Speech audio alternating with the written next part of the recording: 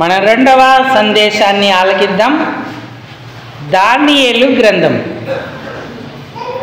9వ అధ్యాయము, క్షమించండి 10వ అధ్యాయము 18, 19 వచనాలు.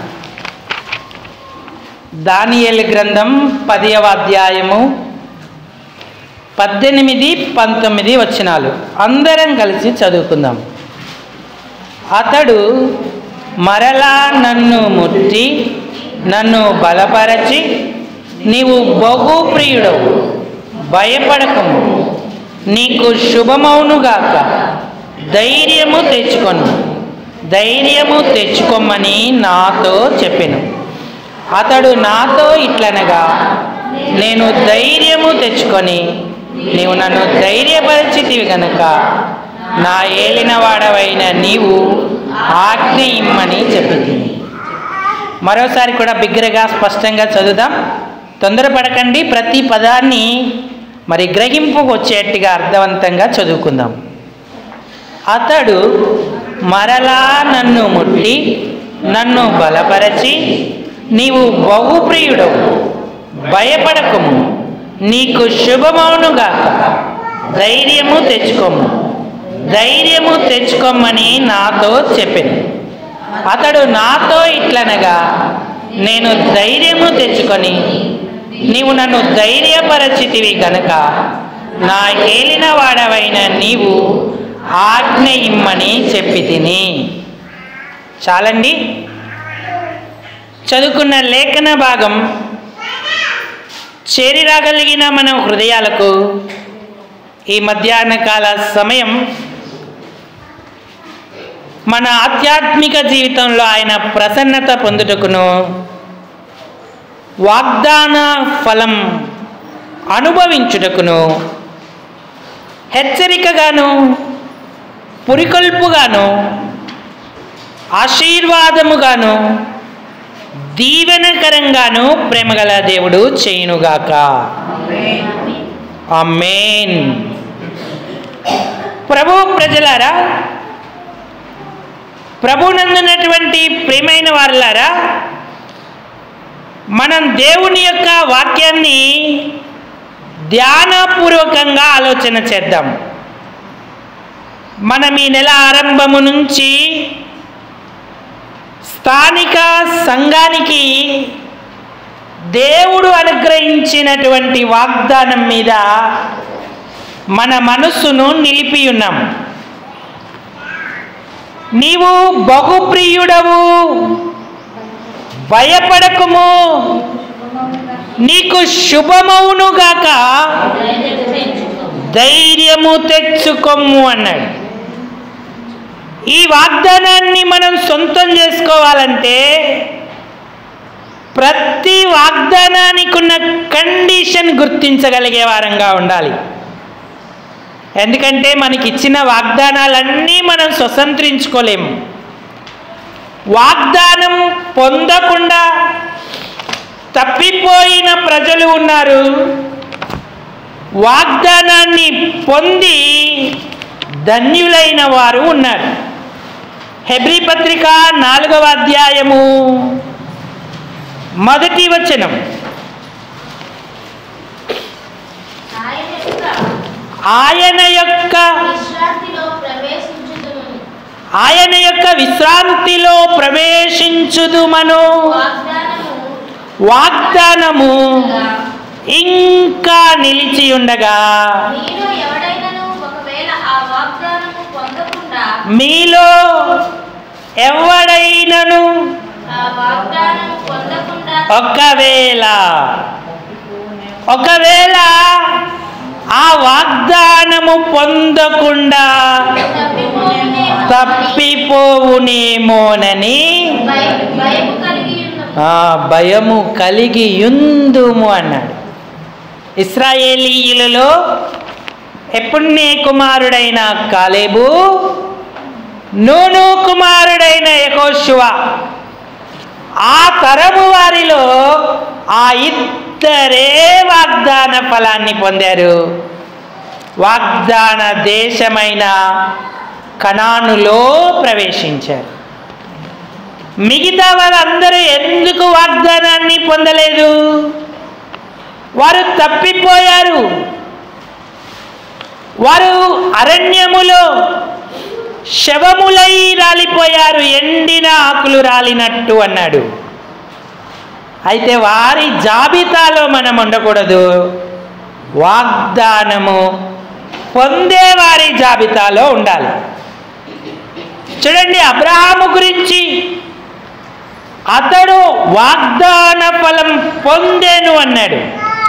హెబ్రీ పత్రిక 6వ అధ్యాయము 15వ వచనం. ఆ మాట నమ్మి అతడు ఓర్పుతో సహించి ఆ వాగ్దాన ఫలము. కాబట్టి అది నేడు నీ చేతిలోనే ఉంది. వాగ్దానం పొందకుండా తప్పిపోతావా, లేక వాగ్దాన ఫలం పొందుతావా? అది సంఘ వాగ్దానమైన, కుటుంబ వాగ్దానమైన, వ్యక్తిగతమైన వాగ్దానమైన. అందుకే పరిశుద్ధాత్ముడు తను మనకొక సలహా ఇస్తున్నాడు. మీరు వాగ్దానాన్ని పొందుకోండి. పొందుకోవాలంటే పొందుకున్న వారు ఎలా నడిచారో గుర్తించి ఆ మార్గాన్ని అనుసరించి నడవండి అంటున్నాడు. హెబ్రీ పత్రిక 6వ అధ్యాయము 11, 12 వచనాలు. మీరు మందులు కాక విశ్వాసము చేతను ఓర్పు చేతను వాగ్దానములను స్వతంత్రించుకొను వారిని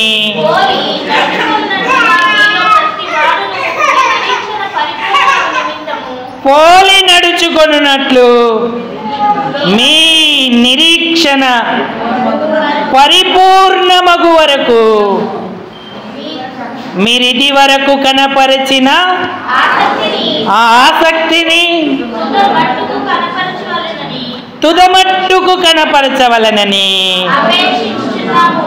అంటే మీరు వాగ్దానాలను స్వతంత్రించుకోండి. ఎవరైతే స్వతంత్రించుకున్నారో వారు ఎలా నడిచారో వారిని పోలి నడుచుకొనుడి అన్నాడు. చాలా విషయాలు దేవుడు చెప్పాడు. వాగ్దానాన్ని నమ్మాలి అని, ఓర్పుతో సహించాలి అని, మందులు కావద్దు అని, ఆసక్తిని విడిచిపెట్టవద్దు అని. సరే, ఇవన్నీ విషయాలు మనం ధ్యానించం. కానీ ఈ దినపు భాగానికి ముందస్తు మాటలుగా వాగ్దానాన్ని స్వతంత్రించుకోవడానికి దేవుని నియమాలు, నిబంధనలను మనం పూర్తి చేసేవారంగా ఉండాలి. ఆ సత్యాన్ని గ్రహిద్దాం. దానియేలు గ్రంథములో దేవుడు మనకు వాగ్దానం ఇచ్చాడు.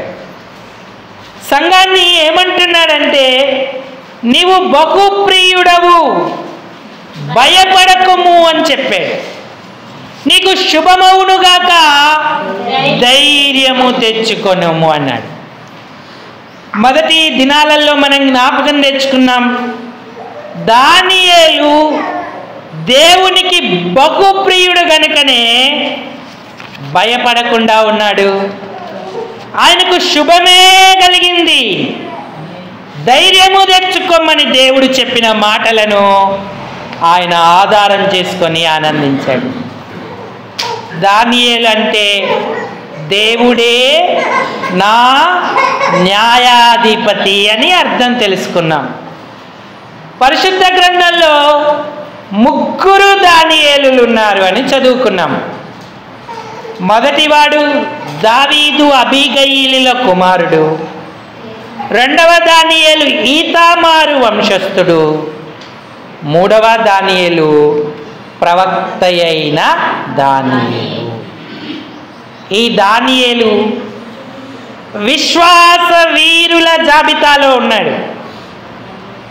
ఆయన విశ్వాస వీరుడు అని జ్ఞాపకం చేసుకున్నాం. అది ఆయనలో ఉన్న లక్షణం. లేదా ప్రభు వాక్యము వలన ఆయన విశ్వాసిగా జీవించాడు, సింహముల నోళ్లను మూశాడు.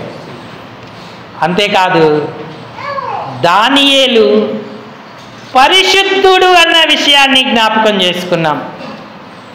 అపవిత్రమైన దేనిని ముట్టకూడదని ఆయన ఉద్దేశించాడు, తీర్మానించుకున్నాడు. బాలుడిగా ఉండినప్పుడే పరిశుద్ధతను ప్రేమించాడు. అందుకే దానియేలు కోరేషు ప్రభుత్వ కాలము వరకు వర్ధిల్లేను అని చదువుకున్నాం. పరిశుద్ధులు వర్ధిల్లుతారు, వారికి ఏ కీడు రాదు. పరిశుద్ధులను దేవుడు జ్ఞాపకం చేసుకుంటాడు. అంతేకాదు, మూడవదిగా దానియేలు నీతిమంతుడు అని చదువుకున్నాం. యోబు వలె, నోవహు వలె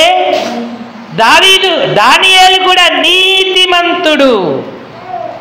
కేవలం విశ్వాసాన్ని హృదయంలోనే ఉంచుకోవడం కాదు, నీతి క్రియలు చేసి దేవుని చేత నీతిమంతుడు అనిపించుకున్నాడు. ఆయన ప్రధానమంత్రి, ఆయన ఎంతో గొప్ప స్థానంలో ఉన్న సత్క్రియలు చేశాడు, దేవుని ఘనతను మెప్పును పొందాడు. కాబట్టి మనం విశ్వాసులమై ఉండాలి, పరిశుద్ధులమై ఉండాలి, నీతిమంతులమై ఉండాలి అని ధ్యానం చేశాం. బహుప్రియులం అవ్వాలంటే ఈ అనుభవాలు, ఈ లక్షణాలు తప్పనిసరి. ఈ దినాన 4వ సంగతి, దానియేలు ఎందుకు బహుప్రియుడయ్యాడు? దానియేలు గ్రంథం 9వ అధ్యాయం 1వ వచనం. దానియేలు గ్రంథం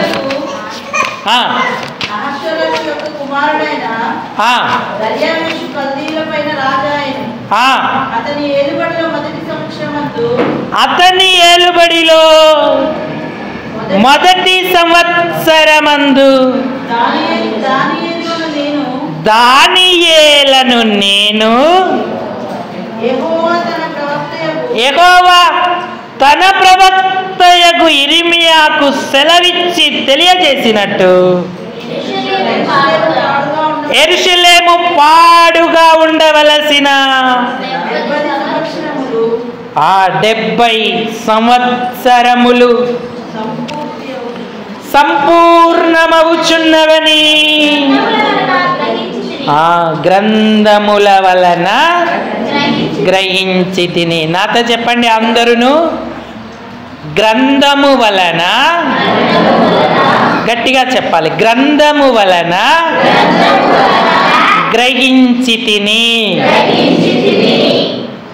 దానియేలు దేవునికి ఎందుకు బహుప్రియుడయ్యాడంటే, తన ప్రవక్త ద్వారా సెలవిచ్చిన గ్రంథాన్ని దానియేలు చదువుచుండేవాడు.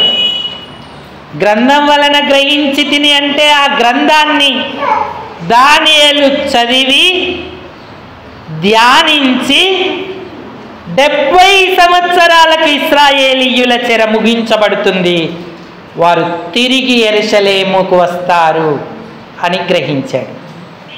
ఈనాడు దేవుడు మనకిచ్చిన పరిశుద్ధ గ్రంథాన్ని మనం చదువుతున్నామా? గ్రహిస్తూ ఉన్నామా? దానియేలు బహుప్రియుడయ్యాడంటే లేఖనములను చదువుట వలన, వాక్యాన్ని చదువుట వలన, ప్రవక్తల గ్రంథాలు చదివి గ్రహించుట వలన, ధ్యానించుట వలన దానియేలు బహుప్రియుడు అయ్యాడు. అందుకే దానియేలు వాక్య పఠన ధ్యాన పిపాసి, వాక్యపు పురుగు దానియేలు. ఎక్కడ ఏ వాక్యం ఉంది, ధర్మశాస్త్రములో ఏముంది, పరిశుద్ధ గ్రంథంలో ఏముంది, ఇర్మియా గ్రంథంలో ఏముంది అని గ్రహించాడు, చదువుకున్నాడు, ధన్యుడు అయ్యాడు. పరిశుద్ధంగా ఉండాలని ఎందుకు సంకల్పించాడంటే, విగ్రహార్పితమేది ముట్టకూడదని ప్రభువు ధర్మశాస్త్రంలో చెప్పాడు కాబట్టి. యూదులకు అది అసహ్యం కాబట్టి రాజభోజనాన్ని సైతం ఆయన తృణీకరించాడు. రాజభోజనం అంటే చెరగా వెళ్ళిన అనేక యూదులు సంతోషపడ్డారు. ఐగుప్తులో బానిసలుగా ఉన్నాం, కానీ ఇక్కడ దేవుడు మనకు స్వతంత్రతనిచ్చాడు. చెరగా వస్తే వచ్చాం కానీ మనకు రాజభోజనం దొరికిందని ఆనందపడ్డారు. కానీ దానియేలు మాత్రం ధర్మశాస్త్ర ప్రకారంగా ఉండుటకు నిశ్చయించుకున్నాడు.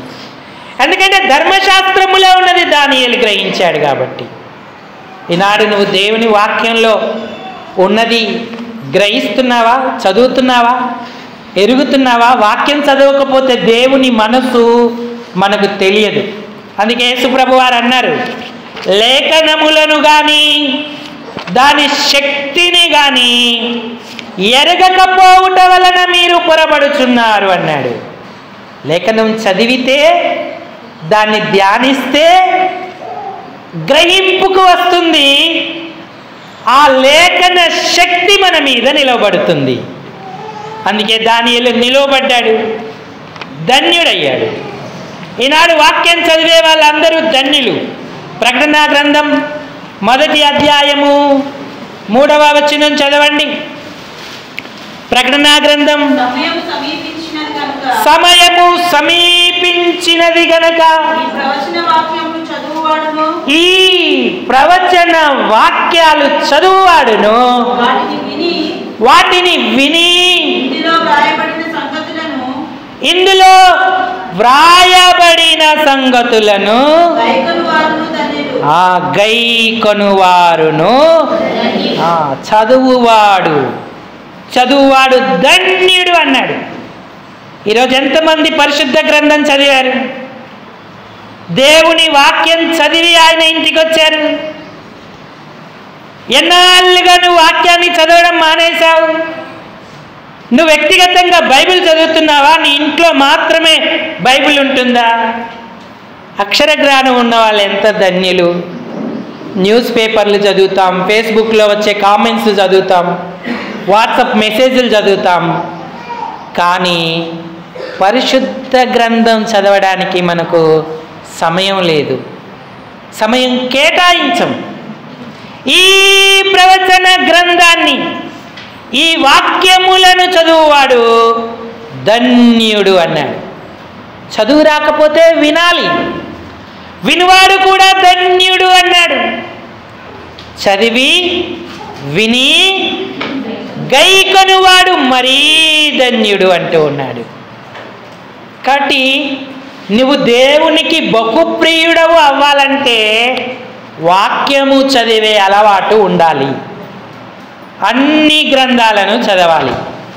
ఎలా చదవాలి చూడండి. యెషయా గ్రంథం 34:16 వచనం చదవండి. యెషయా గ్రంథం 34. యెహోవా గ్రంథమును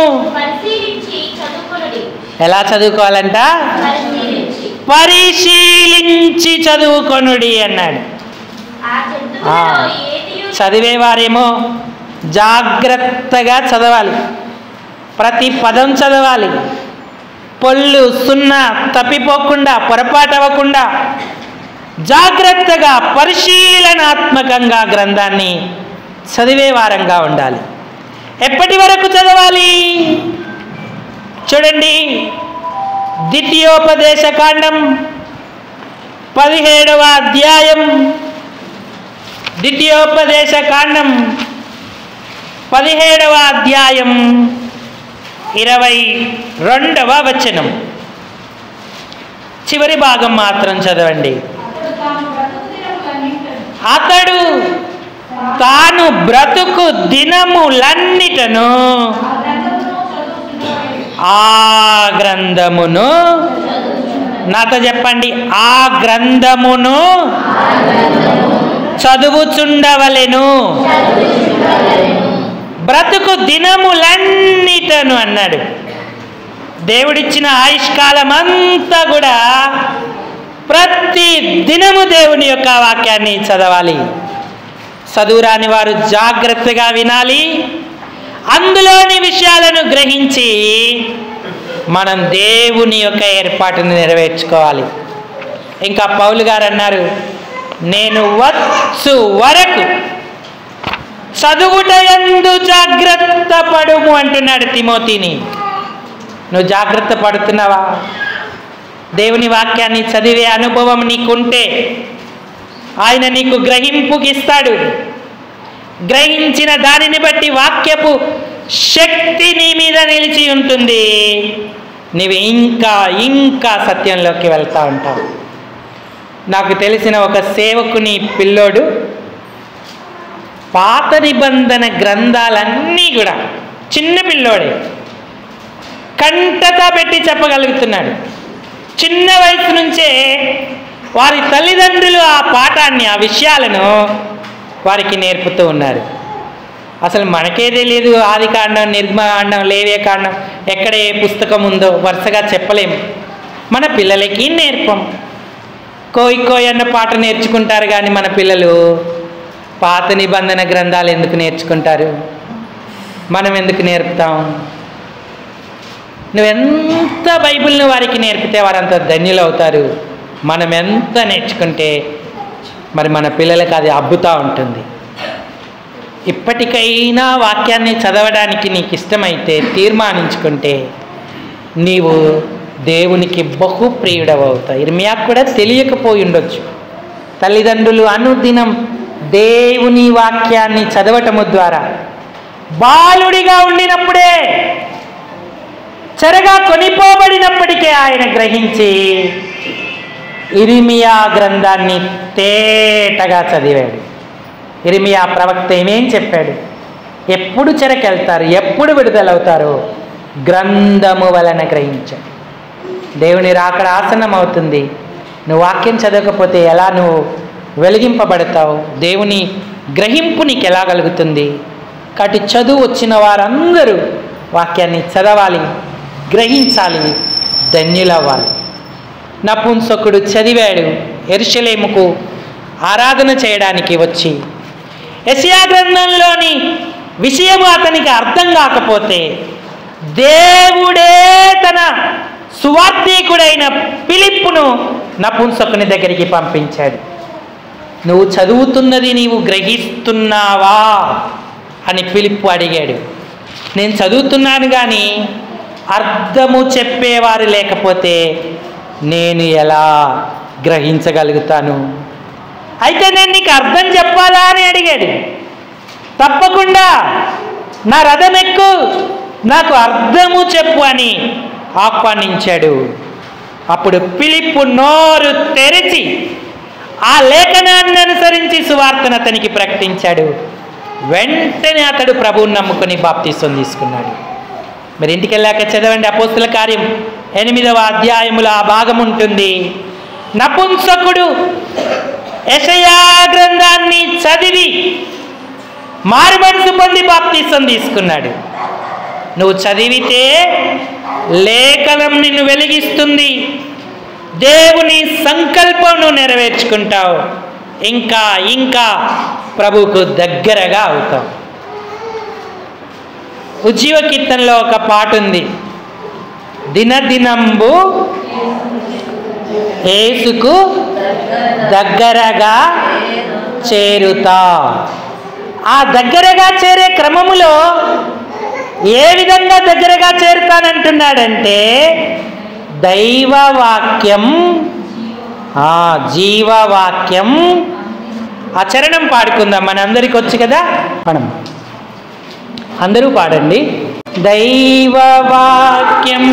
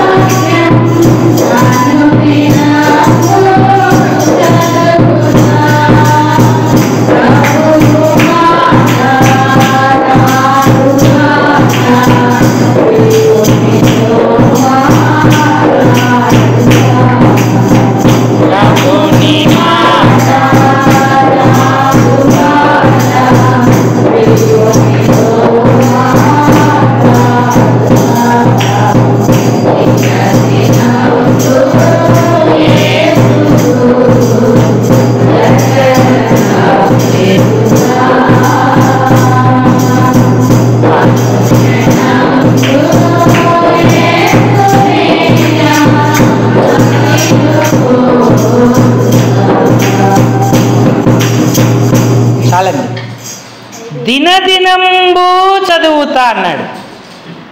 అనుదినం ఆయన వాక్యము చదవడం, వాక్యము వినడం మన రక్షణకు అలాగే సంపూర్ణతకు కారణమవుతుంది. దేవునికి దగ్గరగా ఉంటాం. ఎంత దగ్గరగా ఉంటామంటే బహుప్రియులము అనేంత దగ్గరగా ఉంటాం. ఆ అనుభవాన్ని మనం పొందుతున్నామా? నేడు సంఘం, కుటుంబాలు, వ్యక్తిగతంగా మనం ఆయనకు దగ్గరగా ఉండాలని కోరుతా ఉన్నాడు. మరి దినదినం వాక్యం చదివే వాళ్ళు ఎంతో ధన్యులవుతారు. మీ వాగ్దానాన్ని రాయమని చెప్పాను, ఆ అధ్యాయం అంతా రాయమని చెప్పాను. ఎంతమంది రాశారు చెయ్యొద్దండి. దేవుని స్తోత్రం. బ్రదర్స్ ఎవరు రాయినట్టుగా ఉన్నారే? దేవుని స్తోత్రం. అంటే నువ్వు చెప్తావు, నువ్వు రాసావా అని అడుగుతారా? నేను కూడా రాశాను నా వాగ్దానం. ఆదికాండం 26వ అధ్యాయం 4 పేజీలు వచ్చింది. మిమ్మల్ని విజిటింగ్ చేసినప్పుడు ఖచ్చితంగా మీరు రాసి చూపించాలి. ఇంకా మీకు కుటుంబ వాగ్దానం రాయమని చెప్పలేదు, సంఘ వాగ్దానం కూడా రాయమని చెప్పలేదు. మీ వాగ్దానం, వ్యక్తిగత మీ వాగ్దానం మీరు రాయాలి. విక్రమ్ రాసావా? రాస్తావా? Very good. అందరూ రాయాలి. ప్రతి ఒక్కరూ వాగ్దానాన్ని రాయాలి, రాయగలిగి చదవగలిగిన వారు. అప్పుడు మనం ధన్యులం అవుతాం. ప్రియులకు లేదా బహుప్రియులం అవ్వడానికి సమీపం అవుతూ ఉంటాం. దానియేలు అంటే దేవునికి ఎందుకు ఇష్టం అంటే వాక్యాన్ని చదివేవాడు, వాక్యాన్ని రాసేవాడు, వాక్యాన్ని ధ్యానించేవాడు. కాబట్టి మనం ఆధిక్యతను పొందుదాం. ఇది 4వ సంగతి. ఇక 5వ సంగతి వద్దాం. దానియేలు ఎందుకు దేవునికి బహుప్రియుడయ్యాడు? 9వ అధ్యాయము 3వ వచనం చదవండి. అంతటా నేను గోనె పట్ట కట్టుకొని ఆ ధూళి తలపైన వేసుకొని ఆమేన్ ఉపవాసముండి, అది తర్వాత ఆడి వరకే చాలు. నాతో చెప్పండి. దానియేలు ఉపవాసము ఉండేడివాడు. దానియేలుకున్న మరొక అనుభవం, ఉపవాసముతో దేవుని సన్నిధిన గడిపేవాడు, వాక్యం చదివేవాడు. 5వదిగా ఆయన ఉపవాసం ఉండేవాడు. ఈనాడు సంఘానికి ఉపవాసం ఉండే అలవాటు ఉందా? కుటుంబముగా ఎప్పుడైనా నీ కార్యాల కొరకు ఉపవాసం ఉన్నావా? లేదు వ్యక్తిగతంగా ఉపవాసముతో ప్రభువుకు సమీపమయ్యావా? ఉపవాసం ఉండేవాడు. ఎందుకు అంత అవసరం ఏముంది? దానియేలు ప్రధానమంత్రి, నెబుకద్నెజరు మొదలుకొని కోరేషు ప్రభుత్వ కాలం వరకు వర్ధిల్లిన వ్యక్తి. ఇండ్లకు కొదవనా? ఆయనకు సన్మానాలకు కొదవనా? వెండి బంగారాలకు కొదవనా? ఆర్థిక ఇబ్బందుల, అనారోగ్యాల? ఎందుకు దానియేలు ఉపవాసం ఉన్నాడు? ఉపవాసం ఉండమని ప్రభువు సెలవిచ్చాడు. ఉపవాసం ఉండడం ఆధ్యాత్మిక జీవితానికి క్షేమమని గ్రహించాడు. యూదులందరి కొరకు తాను ఉపవాసం ఉండి ప్రభువును సంతోషపరిచిన వ్యక్తిగా ఉన్నాడు. 21 దినాలు పాక్షిక ఉపవాసం చేశాడు. ఇవే కాకుండా తరచుగా ఆయన జీవితంలో ఉపవాసపు అలవాటు ఉంది కనుక అన్ని కార్యాలను సాధ్యం చేసుకొని ప్రభువుకు మరి బహు ప్రియుడయ్యాడు. అన్నిటికంటే కష్టమైన పని ఉపవాసం ఉండడం. ఉపవాసం ఉండమంటే భయపడిపోతాం. మనం సంఘంగా ఉపవాసం ఉండాలి, వ్యక్తిగతంగా ఉపవాసం ఉండాలి, అలాగే కుటుంబముగా ఉపవాసం ఉండాలి. ఉపవాసం అన్ని సమస్యలకు పరిష్కారం చెక్ పెడుతుంది అంతే. దేవుడు ఎంత సునాయాసంగా కార్యం చేస్తాడో ఎవ్వరికీ అర్థం కాదు. అప్పటికప్పుడే చేస్తాడు, ఆశ్చర్యక్రియలు చేస్తాడు. ఆర్థిక ఇబ్బందులు, అప్పులు, శత్రుబాధలు, మనోవేదన కలిగించిన వారు, పరిష్కరించలేని మొండి సమస్యలు, అపవాది క్రియలు, అపవాది ప్రభావం అంతా కూడా ఉపవాసము వలనే సాధ్యమవుతుంది, సాధించుకుంటాం. అవన్నీ కూడా మరుగైపోతాయి. యేసు ప్రభు వారు స్వయంగా చెప్పిన మాట మార్కు సువార్త 9వ అధ్యాయము 29వ వచనం. మార్కు 9:29. ప్రార్థన వలననే గాని, ప్రార్థన వలననే అన్న పదానికి 2 అనే సంఖ్య వేసి పుట్నోట్లో ఏం రాయబడి ఉంది? ఉపవాసము వలననే. ఉపవాసము వలననే గాని మరి దేని వలనైనను ఈ విధమైనది వదిలిపోవుట అసాధ్యమని వారితో. నువ్వు సాధించుకోవాలనుకుంటున్నావా? విజయం పొందాలనుకుంటున్నావా? ఉపవాసం ఉండడం నేర్చుకో. ఎప్పుడైతే నువ్వు సంఘముగా ఉపవాసం ఉంటావో, లేదా వ్యక్తిగతంగా కుటుంబంగా ఉపవాసం ఉంటావో, దేవునికి బహుప్రియుడవు అవుతావు. ఉపవాసం దేవునికి మరింత సమీపంగా చేస్తుంది. నీ ఆధ్యాత్మిక జీవితాన్ని నిలవబెట్టే వెన్నుముకగా మారుతుంది. యెహోషాపాతు ఒక్క దినం ఉపవాసం ఉన్నాడు, శత్రువులందరూ తమకు తామే పొడుచుకొని తెచ్చారు. ఎస్తేరు 3 దినాలు ఉపవాసం ఉండి ప్రార్థన చేసింది. ఎంతకాలం ఈ నింద, ఎంతకాలం ఈ అవమానం! దుష్టుడు మేమందరము చచ్చిపోవాలని శాసనం చేశాడు. మమ్ములను ఖడ్గానికి అప్పగిస్తావా ప్రభువా అని తాను తన చెలికత్తెలు ఉపవాసం ఉండి వేడుకున్నారు. రాత్రికి రాత్రే దేవుడు రాజశాసనాన్ని మార్చివేసి ఎస్తేరుకు అనుకూలంగా కార్యం చేశాడు. యూదా జాతినంతటిని రక్షించుకోగలిగింది. ఆమె గుర్తించింది ఉపవాసము వలననే గాని మరి దేని వలన ఈ విధమైనది వదిలిపోవుట అసాధ్యమన్నారు. ఈనాడు సంఘాలకు ఉపవాస ప్రార్థనలు లేవు. ఉపవాస ప్రార్థనలు అంటారు కానీ పీకల దాకా తింటారు, తాగుతారు. ఒక్క గడి అయినా పాపాలు ఒప్పుకోరు. ఒక 4 గంటలు కదలక మెదలక మోకాళ్ళ మధ్య ముఖం పెట్టుకొని సాగిలా పడి దేవా కరుణించుము అని ప్రార్థించే అనుభవాలు లేవు. అందుకనే శత్రువు వ్యక్తిగతంగా, కుటుంబంగా, సంఘంగా ఎంతో దాడి చేస్తున్నాడు. గాయాల పాలవుతున్నాం, తప్పించుకోలేకపోతూ ఉన్నాం. నువ్వు నిర్ణయించుకో. దానియేలు నిర్ణయించుకున్నాడు ఉపవాసం ఉండుటకు. ఎప్పుడైతే దానియేలు నిర్ణయించుకున్నాడో దేవుడు తన దూతలను పంపి సమాధానం ఇవ్వడానికి ప్రత్యుత్తరం లేదా దూతలకు ఆజ్ఞాపించాడు.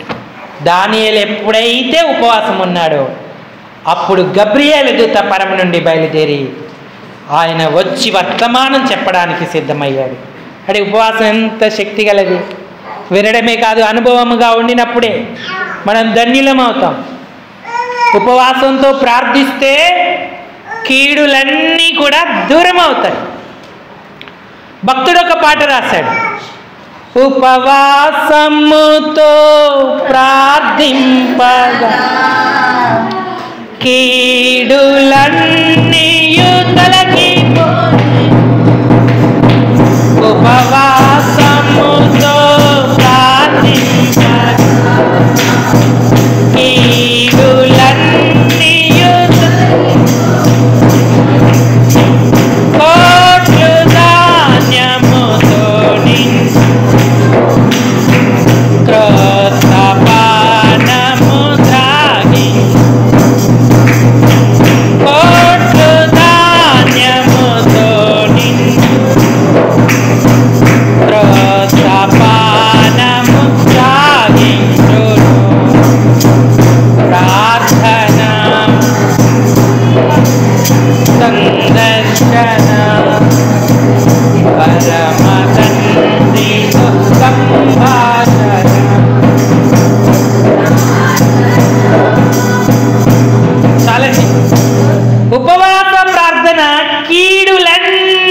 దూరపరుస్తుంది. ఒక్కసారి ఉపవాసం ఉంటే కొట్లన్నీ కూడా కొత్త ధాన్యముతో క్రొత్త ద్రాక్షారసంతో నింపబడతాయి. ఉపవాసం ఉన్నాడు. మొట్టమొదటిగా దానియేలు విశ్వాస వీరుడు, రెండవదిగా పరిశుద్ధత గలవాడు, మూడవదిగా నీతిపరుడు, నాలుగవదిగా వాక్య పఠన గలవాడు, ఐదవదిగా ఉపవాసముండేడివాడు. యేసయ్యే 40 పగుళ్ళు 40 రాత్రులు ఉపవాసం ఉన్నాడు. అంతేకాదు తరచుగా ఉపవాస ప్రార్థనలో, రాత్రి ప్రార్థనలలో ఆయనను మొరపెట్టుకున్నాడు. అందుకే ధన్యుడయ్యాడు. అటు ప్రియులారా, మరొక్కసారి మన ఆధ్యాత్మిక జీవితంలో బహుప్రియులం అవ్వాలంటే ప్రోత్సహింపబడదాం. ఉపవాసం ఉండే అలవాటు మనం చేసుకుందాం. ఇది 5వది.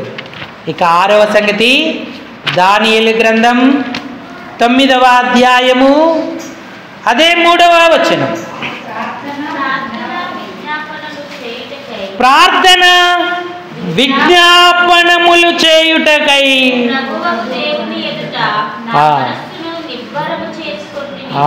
ప్రభువగు దేవుని ఎదుట నా మనసును నిబ్బరము చేసుకొంటిని. ఈ వచనం మనకేం చెప్తుందంటే, దానియేలు ప్రార్థనాపరుడు అన్న విషయాన్ని చెప్తుంది. ప్రార్థనా విజ్ఞాపనములను చేయుటకు నా మనస్సును నిబ్బరం చేసుకొంటిని అని. చంచలం కాకుండా, మరి మనసు తొందరపడకుండా దాన్ని ధైర్యపరుచుకున్నాడు. అప్పుడు మోకరించి ప్రార్థన చేశాడు. మరి ఒక జాము సేపు తన పాపాలను, ఈ అధ్యాయం అంతా గమనిస్తే ఆయన ప్రార్థన మనకు కనబడుతూ ఉంటుంది. ప్రార్థిస్తూ ప్రభువును మెప్పిస్తూ వచ్చాడు. తన పాపాలు, తన ఇంటి వారి పాపాలు ఒప్పుకుంటూ వచ్చాడు. దానియేలు ఈ ప్రార్థన సమాజంలో చేయలేదు, వ్యక్తిగతంగా చేశాడు.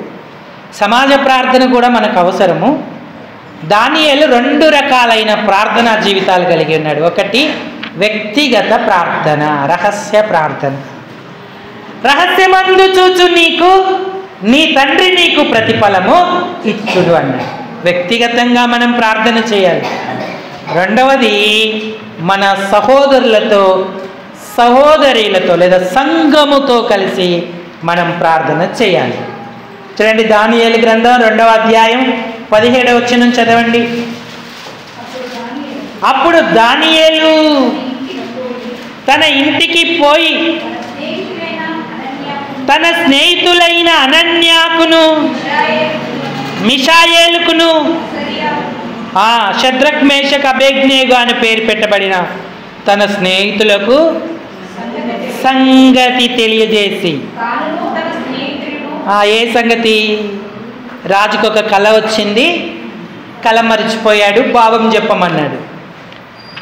ఆ నెబుకద్నెజరుకు వచ్చిన కళాభావాన్ని ఆ రాజ్యములో ఏ శకునగాండ్రు కూడా చెప్పలేకపోయారు.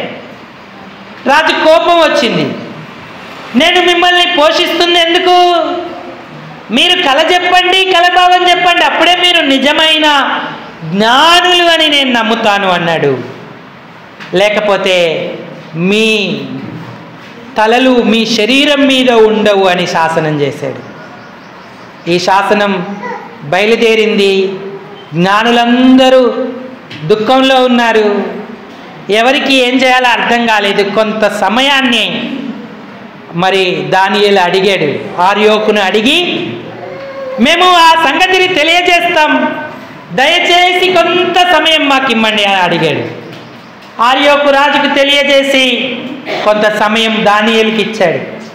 దానియేలు వ్యక్తిగతంగా ప్రార్థనాపరుడే అయినా నేను ఎంత గొప్ప ప్రార్థనాపరుడని అతిశయపడలేదు.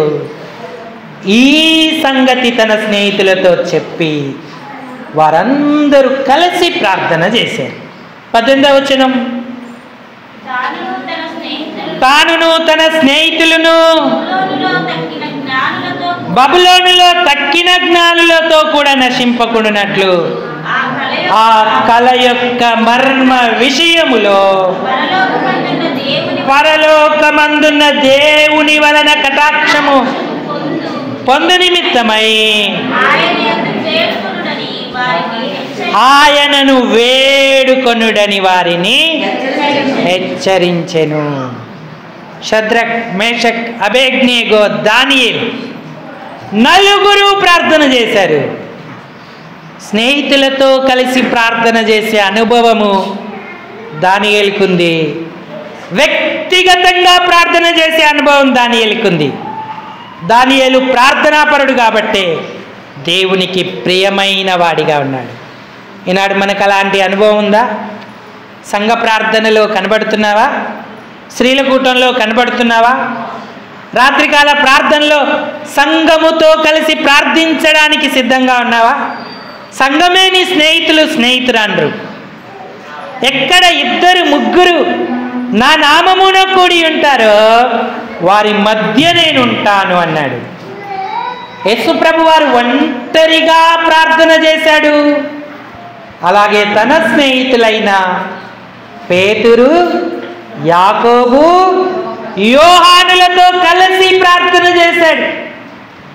రూపాంతర కొండ మీదికి తీసుకెళ్ళాడు. అనేక సందర్భాల్లో గెత్సెమనే తోటలో కూడా వారితో ప్రార్థించడానికి సిద్ధపడ్డాడు. మనం వ్యక్తిగతంగా ప్రార్థన చేస్తే ఆత్మీయులం అయిపోం. నువ్వు ఎంత వ్యక్తిగత ప్రార్థన నువ్వు కలిగి ఉంటావో దేవుని ప్రేమ నీలో పోయబడి ఉంటుంది. కాబట్టి నీవు నీ సహోదరుల నిమిత్తం, సంఘము నిమిత్తమై ప్రార్థన చేయడానికి ఆయన సన్నిధికి తరలి వస్తావు. వారితో కలిసి ప్రార్థించడంలో ఆనందించే వ్యక్తిగా ఉంటావు. నాకు వేరుగా ఉండి నీవేమీయూ చేయలేవు. సంఘానికి లేదా ప్రార్థించే పరులకు దూరంగా ఉండి మనం ఏమీ చేయలేము. దానియేలు వ్యక్తిగతంగా ప్రార్థనా శక్తి గలవాడే అయినప్పటికీ తన స్నేహితులకు విషయం తెలిసి ప్రార్థించమన్నాడు. ఆ రాత్రి దేవుడు దానియేలుకు నెబుకద్నెజరుకు అనుగ్రహించిన కలను, ఆ కల యొక్క భావాన్ని కూడా తెలియజేశాడు. తెల్లవారి దానియేలు రాజసముఖములో ఆ స్వప్నాన్ని చెప్పాడు, స్వప్న భావాన్ని చెప్పాడు. జ్ఞానులందరి మీదికి వచ్చిన ఆ ఖడ్గాన్ని తప్పించాడు. తనను, తన స్నేహితులను కాపాడుకున్నాడు. ఈనాడు నువ్వు అలాంటి అనుభవాన్ని కలిగి ఉంటున్నావా? విశ్వాసిగా ఈ నిర్ణయం మనకు లేకపోతే మనం దేవునికి ప్రియులైన వారముగా అవ్వం. బహుప్రియులు ఎవరంటే సంఘముతో కలిసి అంగలార్చేవారే. వ్యక్తిగతంగా ప్రార్థించాలి, సంఘముతో కలిసి ప్రార్థించాలి. ఆయన సన్నిధిలో మనం కనబడేటువంటి వారంగా ఉండాలి. అప్పుడు ఆ ధన్యత మనకు కలుగుతుంది. ఒక నాణ్యానికి 2 వైపులు ఉన్నట్టే ప్రార్థనా పరులకు 2 అనుభవాలు ఉంటాయి. సంఘాన్ని ప్రేమిస్తారు, సహవాసాన్ని కలిగి ఉంటారు, తద్వారా దేవుని దీవెనలు పొందుతారు. అనుకూల సమయాలే కాదండి, ప్రతికూల సమయాలలో కూడా దానియేలు ప్రార్థన చేశాడు. మనకు తెలుసు కదా, దానియేలు సింహాల బోనులో వేయబడడానికి కారణం అదే. ఇతని విషయంలో వారు ఏ విషయంలో కూడా నేరం మోపలేక ప్రార్థనకు ప్రతిదినం యెరూషలేము తట్టి కిటికీలు తెరిచి ఇతను ప్రార్థన చేస్తాడు. ప్రార్థన చేయకుండా ఇతడు మానలేడు. కాబట్టి ఒక శాసనం చేద్దామని కొందరు పన్నాగం పన్ని, రాజా నీకు తప్ప ఎవ్వరికి విజ్ఞాపన చేయొద్దు, మనవి చేయొద్దు, ఒకవేళ నీకుగాక దేవతలకు, దేవుళ్ళకి ఎవరైనా ప్రార్థన చేస్తే వాళ్ళను సింహముల గుహలో పడద్రోయాలి అని శాసనం చేశారు. రాజుకు తెలియకుండా శాసనం మీద సంతకం పెట్టాడు. అయితే దానియేలు ఇట్టి శాసనం సంతకము చేయబడనని తెలిసి కూడా ముమ్మారు మోకాళ్ళుని ప్రార్థన చేశాడు. దానియేలు గ్రంథం 6వ అధ్యాయం 10వ వచనం, ఇట్టి శాసనము సంతకము చేయబడినని దానియేలు తెలిసికొనినను అతడు తన ఇంటికి వెళ్ళి యథాప్రకారముగా అనుదినం ముమ్మారు మోకాళ్ళూని తన ఇంటి పైకదిగి కిటికీలు యెరూషలేము తట్టునకు తెరవబడి ఉండగా తన దేవునికి ప్రార్థన చేయుచు ఆయనను స్తుతించుచు వచ్చెను. మానక ప్రార్థించాడు, తప్పక ప్రార్థించాడు. ఇది ప్రతికూలమైన పరిస్థితి. కాబట్టి ప్రియులారా, ఈనాడు అనుకూలంగా ఉన్నప్పుడే కాదు, ప్రతికూలంగా ఉన్నప్పుడు కూడా మనం ప్రార్థన చేయాలి. అమెరికాలో లాస్ ఏంజల్స్తో జరిగిన సంగతి మనకు తెలుసు. ఇప్పుడు ప్రార్థన చేయడానికి దేవాలయాలు లేవు. అందరూ కలిసి అన్ని సావాసాలు కలిసి మిగిలిన ఒకే ఒక చర్చిలో కూడుకొని ప్రార్థన చేశారు, ఆరాధనలు జరుపుకున్నారు. ఆ పట్టణమంతా కాలిపోయింది. కోట్ల విలువైన ఆస్తులు బూడిద పాలైపోయాయి. ఎంత భయంకరమైన దేవుని రౌద్రం, కోపం ఆ పట్టణంపై కుమ్మరించబడింది. ప్రియులారా, అప్పుడు భేదాలు లేవు. మీది మెథడిస్ట్ సంఘం, మీరు బాప్టిస్ట్ సంఘం, మీరు పలానా సంఘం అని భేదం లేదు. అందరూ ఒక్క చర్చిలో కూడుకొని దేవుణ్ణి ఆరాధిస్తూ వారి కార్యక్రమాలను జరిగించుకుంటూ ఉన్నారు. రానున్న దినాలు ఎంతో ప్రమాదం. నువ్వు ప్రార్థన శక్తి పొందకపోతే, సంఘముతోనూ వ్యక్తిగతంగా బలపడకపోతే ప్రభువుకి ఎలా బహుప్రియుడవు అవుతావు? ప్రభువుకు బహుప్రియుడు గనుకనే సింహముల నోళ్ళు మూయబడ్డాయి. సింహాలను దేవుడు ఆజ్ఞాపించాడు, దానియేలుకు ఏ హానియు చేయలేదు అని రాయబడి ఉంది. నువ్వు ప్రార్థిస్తున్నావా? వ్యక్తిగతంగా ప్రార్థిస్తున్నావా? ఈ దినం ప్రార్థించుకొని ఆలయానికి వచ్చావా? సంఘ ప్రార్థనలో నీ వంతు ఉందా? దేవుడు ప్రార్థనా పరుల పట్టీలో పేరు రాస్తా ఉన్నాడు. మనుషులు రాసే పేరు కంటే దేవుడు రాసే పేరు గొప్పది కదా. నీ పేరు ఆ పట్టీలో ఉందా? 99వ కీర్తన 6వ వచనం చదవండి. 99వ కీర్తన 6వ వచనం. ఆయన యాజకులలో మోషే అహరోనులుండిరి.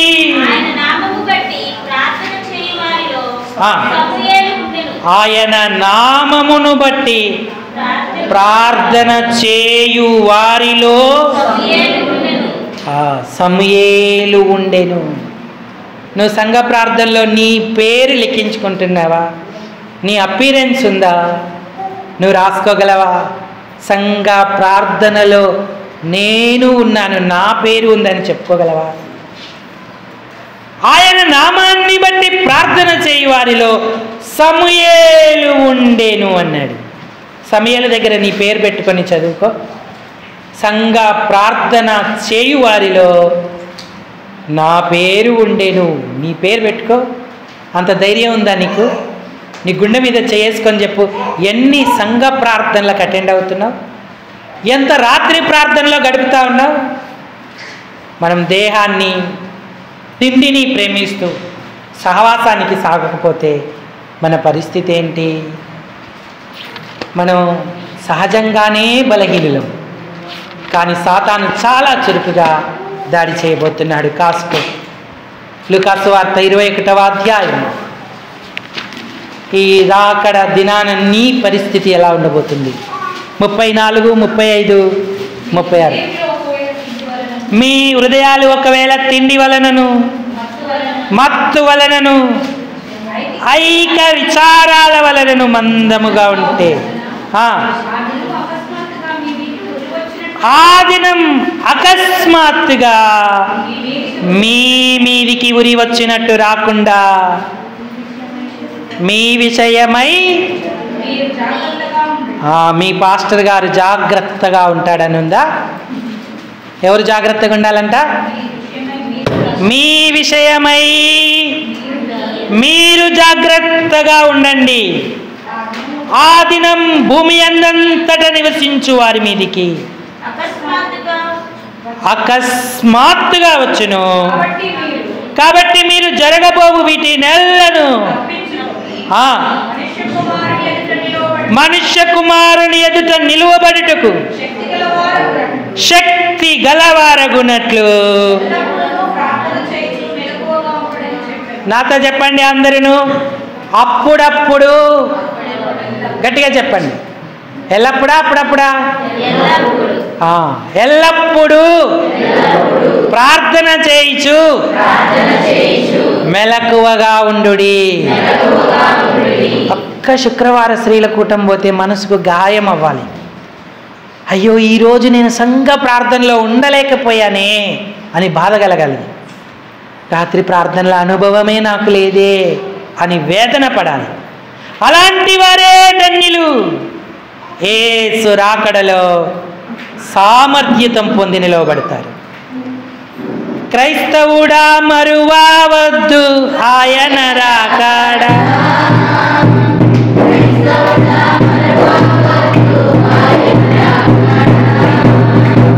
కనిపెట్టి ప్రార్థన చేసి. గట్టిగా పాడండి, అందరు పాడండి.